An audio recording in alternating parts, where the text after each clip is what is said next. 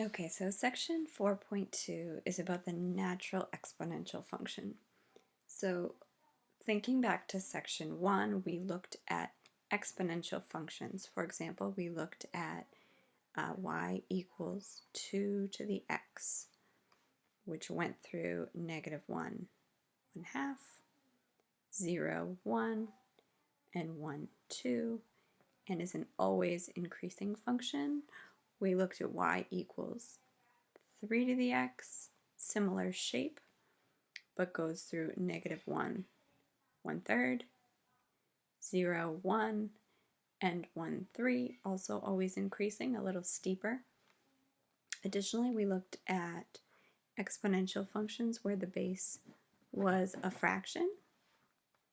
Okay, so this green function is y equals 1/2 to the x, which goes through the points negative 1, 2, 0, 1, and 1, 1/2. In this section, we're going to look at a very specific exponential function that has a special base. So in order to look at the natural exponential function, we first need to think about the number e. Oops. So the number e is a special number. It's called the natural number.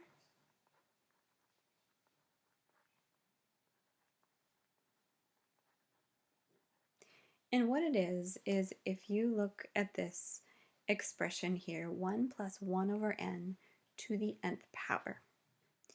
As n gets large, this expression approaches the value e. Let me show you what that means by looking at this chart. Okay, so if n is 1, that's 1 plus 1 over 1 to the first power. 1 plus 1 is 2 to the first power is 2. Okay, then let's look at a larger n value. So let's look at 5. So 1 plus 1 over 5 to the 5th power.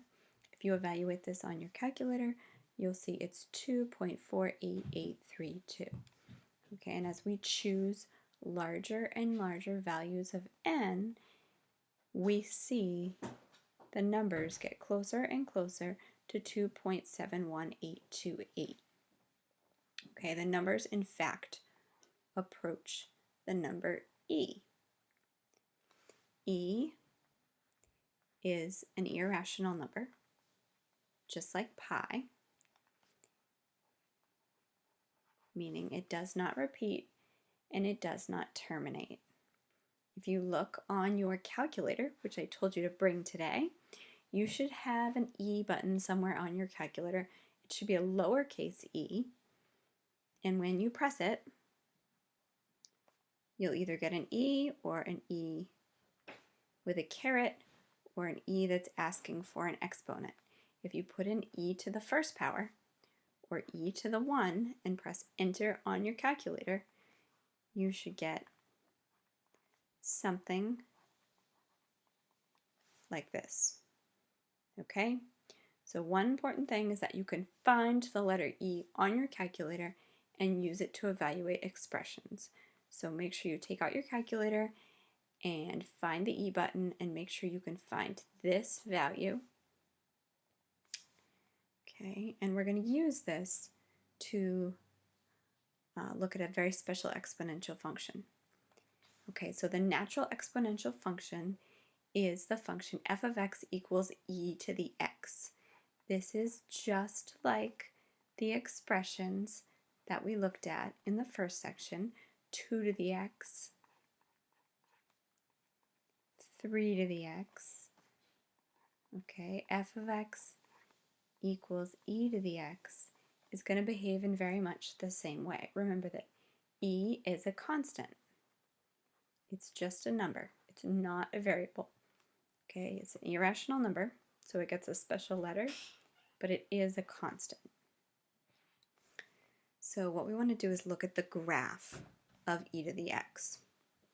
Okay, so we want to use the parent function. Our parent function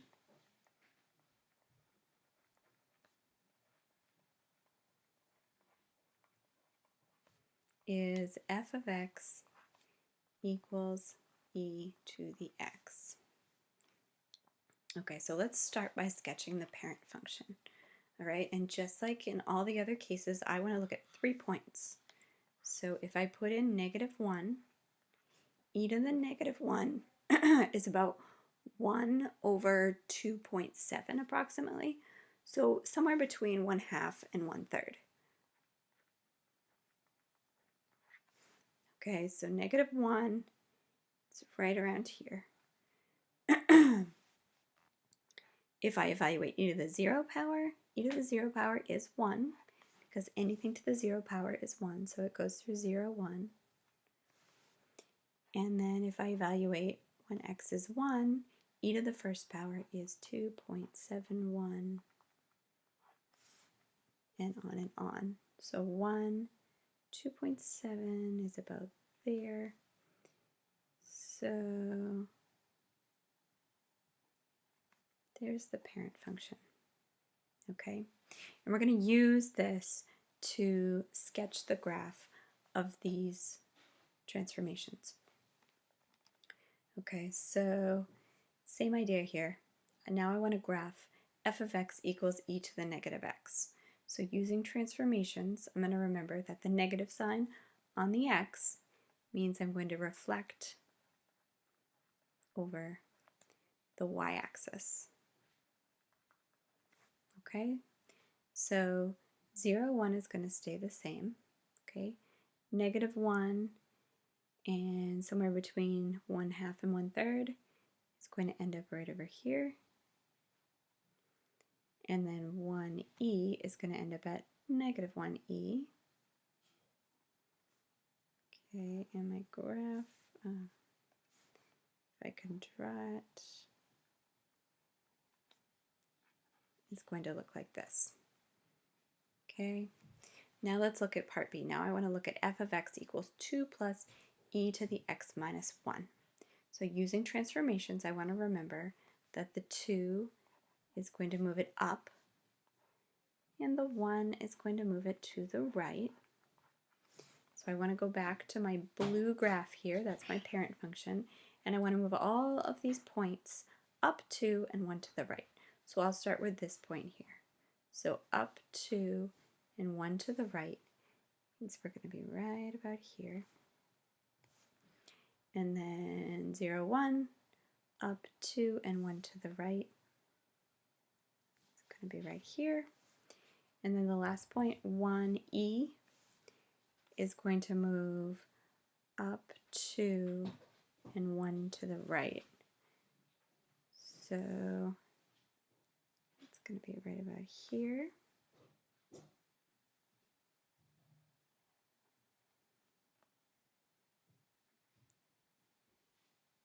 Oops, I probably shouldn't have. Let me redraw that because I shouldn't have gone below. You want to be careful to also think about your asymptotes.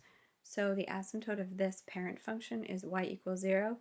If we move up 2, that means we're going to have an asymptote at 2. So we want to make sure we don't cross that line. We never quite reached that line. So this has an asymptote at 2. My domain is going to be all real. My range is going to be 2 to infinity. And then back on the previous graph, that asymptote was y equals 0. Domain is all real.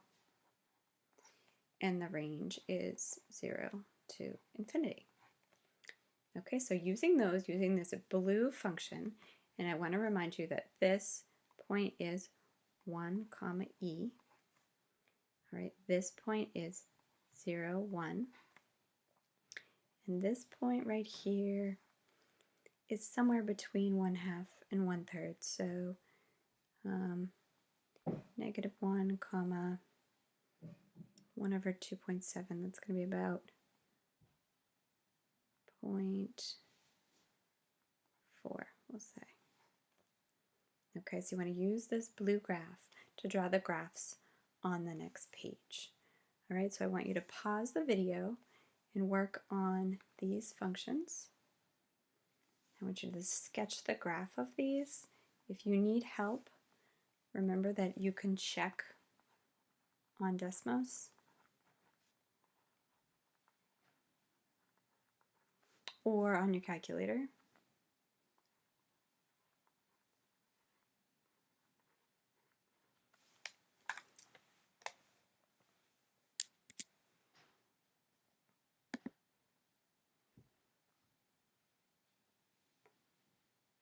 Okay, and then I have two word problems I want you to look at.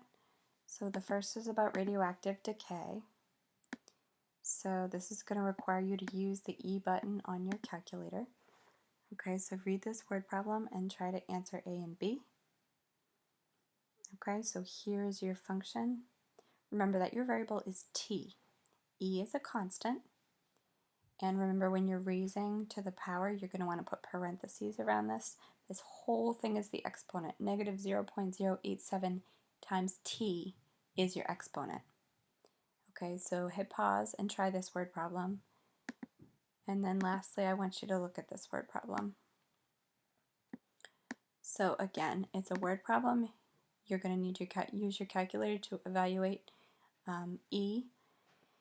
And I want you to see if you can answer these questions, and then we will review these tomorrow in class.